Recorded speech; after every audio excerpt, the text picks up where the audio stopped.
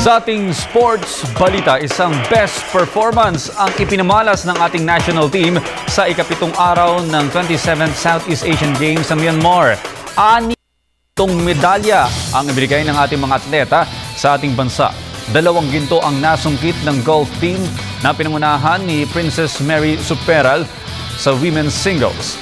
Kasama rin ni Superal sa women's team na nakakuha rin ng gintong medalya sina Katrina Briones at Claire Legaspi. Habang gold medalist din si Jason Ramil Sid sa decathlon event.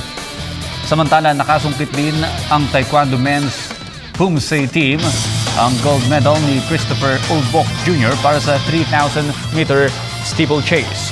Matatandaan na nagtagumpay ding depensahan ng Philippine National Archery na sina Earl Yap, Devin Adriano at si Ian Chipeco ang titulo nila.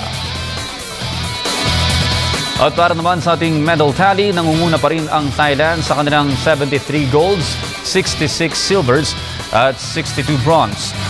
Pangalawa naman ang Vietnam na may 54 golds, 52 silvers at 62 bronze. Pangatlo ang host country na Myanmar sa kanilang 53 golds, 45 silvers at 49 bronze. Nananatiling pangpito ang ating bansa na may 20 golds, 24 silvers at 28 bronze. Samantala, pang-apat ang Indonesia, pang-lima ang Malaysia, pang-anim ang Singapore, pang-walo ang pang-siyam ang Cambodia, pang-sampu ang Brunei at pang-huli ang Timor-Leste. Sa PBA, nagsanib-puwersa ang Twin Towers ng Barangay Ginebra na sina Japet Aguilar at Greg Slaughter upang talunin ang koponan ng Air 21 sa score na 78-69 sa PBA Philippine Cup.